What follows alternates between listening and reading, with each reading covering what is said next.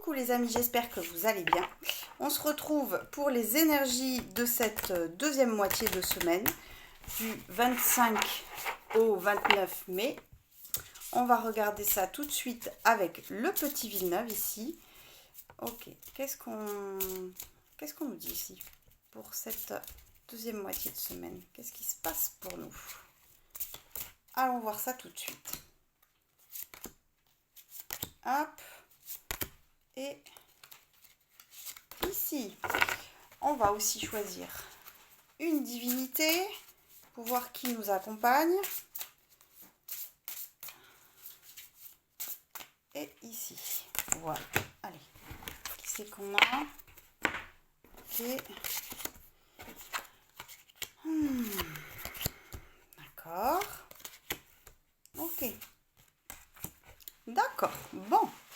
Allez, on a la papesse, le mageleur, alors ils l'ont appelé comme ça, on mixe entre le magicien et le battleur, le jugement. Ok, et puis en dos de deck, magnifique carte de l'étoile, sublime carte de l'étoile. Alors, ici on est au centre du tirage parce que le mageleur, le battleur ou le magicien, comme vous voulez, ça représente quand même le consultant, c'est nous. On est au cœur du sujet, on est directement au cœur du sujet. Et ce sujet, quand même, ici, c'est un petit peu entre cette papesse et ce jugement. Ici, moi, je vois un petit peu la question de est-ce que, finalement, par rapport à ce que j'ai en tête, est-ce que j'utilise les bons outils? Est-ce que je mets en œuvre les bonnes actions pour arriver à ce jugement que j'attends? Parce qu'ici, il y a une attente d'une réponse, intérieure ou extérieure, mais on attend quand même. Peut-être qu'on trouve le temps, peut-être un peu long d'ailleurs, à ce que ce jugement tombe.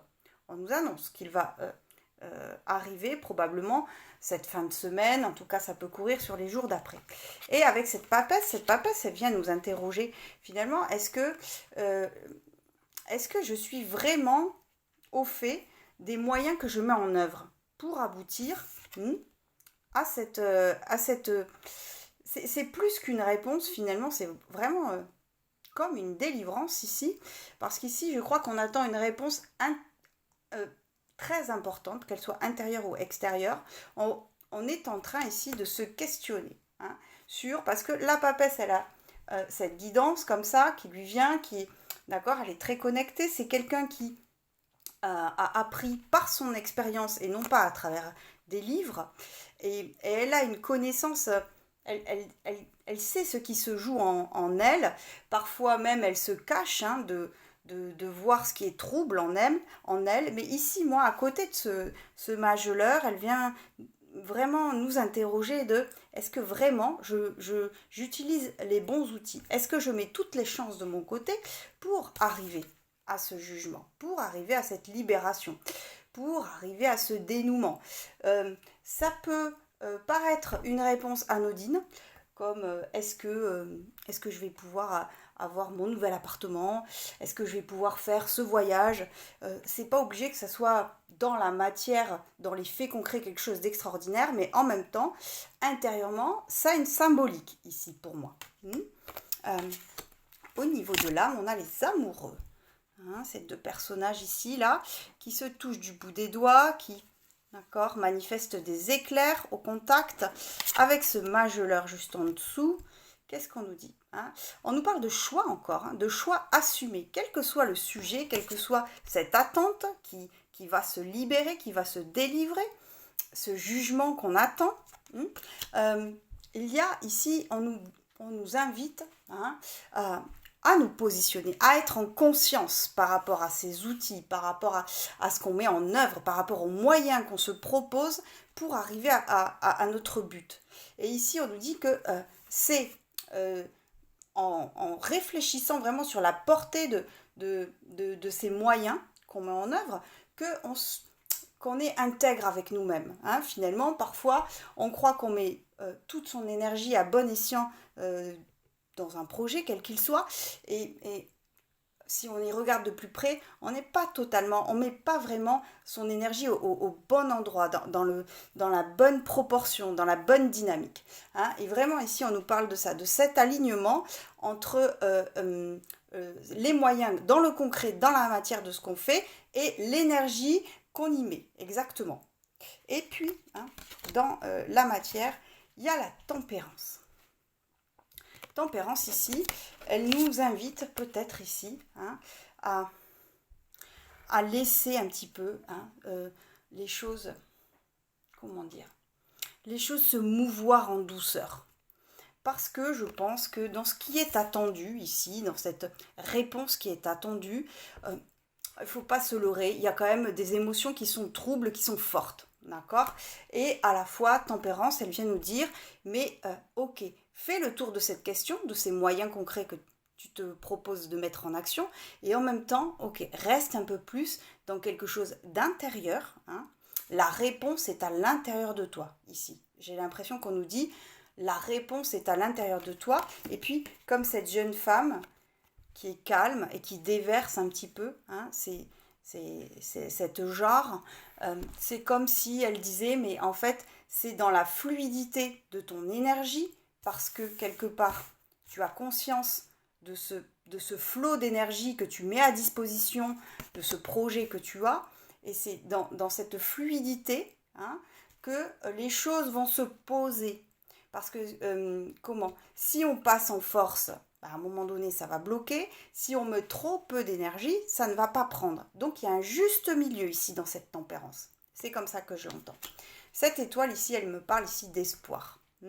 L'étoile, c'est notre guide, d'accord? C'est notre âme, c'est notre chemin, c'est guidé, c'est protégé. Mais moi, cette étoile ici, je la vois comme un espoir. On a cet espoir, on a cette attente de cette réponse, quelle qu'elle soit, qu'elle nous fasse plaisir ou moins plaisir, mais en tout cas, on a ce regard porté comme ça, avec beaucoup beaucoup d'espoir et beaucoup d'envie et de désir. Beaucoup. Ici, je le sens comme ça. Et puis, la divinité qu'on a tirée, c'est Apollon, hein, avec la fleur des lauriers, la couronne de laurier, et la carte, c'est la réussite. Hein, parce que le cœur du sujet, ici, c'est, après tout, c'est nous-mêmes. On est au centre de notre tirage, on est représenté au centre de notre tirage. Et ici, quelque part, on nous incite, on nous invite en tout cas à croire en notre, hein, à cette étoile, à continuer de porter ce projet, et on nous invite aussi à croire que ça va se réaliser. Parce que finalement, toutes ces cartes ici, que ce soit la papesse ou le jugement qui sont à gauche et à droite du mageleur, ou les amoureux et la tempérance, convergent vers ce mageleur. Le point de chute ou d'attraction de tout ce tirage, c'est quand même ce mageleur, c'est nous-mêmes. Nous-mêmes et comment on met notre énergie à disposition dans la réalisation de ce projet. Ça peut être une relation, ça peut être un projet pro, ça peut être un voyage, ça peut être changer d'appartement, ça peut être passer son permis. Tout projet, hein, ça sera relatif à chacune d'entre nous. Donc on est vraiment dans cette énergie de déjà s'interroger sur comment on met nos moyens à disposition, et puis, hein, voilà, comprendre que c'est dans la fluidité de l'énergie que les choses vont se dérouler, avec quand même cette petite annonce de réussite, et que même si ça ne réussit pas à la hauteur de ce qu'on attend, finalement, c'est déjà une réussite personnelle que de comprendre, hein, quel a été un petit peu mon engagement vis-à-vis de ce projet. Et ça, c'est une part de réussite, c'est une part de reconnaissance de nous-mêmes. Voilà. Ok, bon, on va poser le tarot ici quelques secondes, enfin quelques instants. On va aller voir concrètement où il est. Eh ben, j'ai perdu mon jeu. Ah mais non, il est là. Avec le Lunar Nomade Oracle, on va aller voir un petit peu quels sont les événements clés ou les énergies clés qui peuvent se dégager autour de cette deuxième partie de semaine. Allez, qu'est-ce qu'on nous dit ici? Hop là, on va prendre 3 cartes.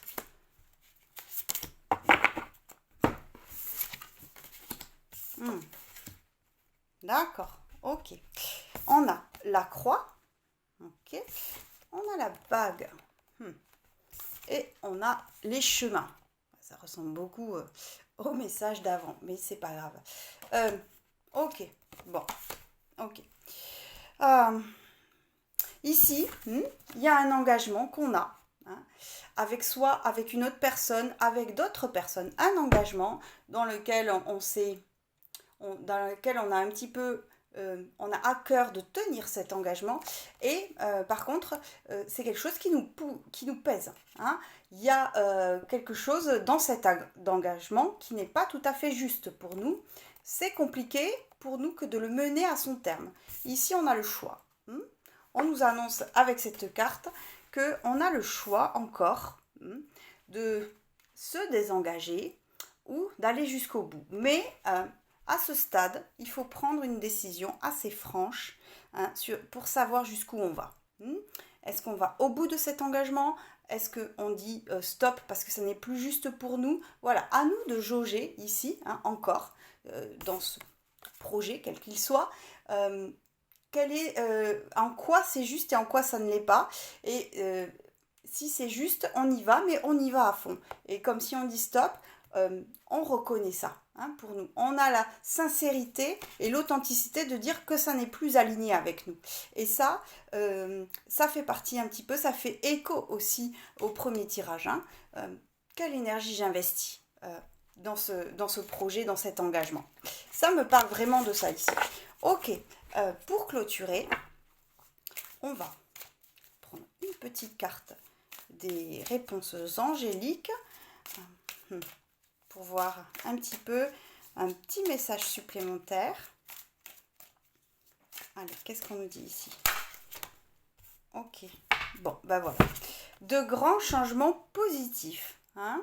Ici, on voit cette jeune femme qui a les bras tendus, qui a le plexus solaire et le chakra du cœur qui est ultra lumineux et rayonnant, parce que je pense effectivement que le choix sera judicieux, quel qu'il soit. Je pense notamment au dernier tirage qu'on vient de faire.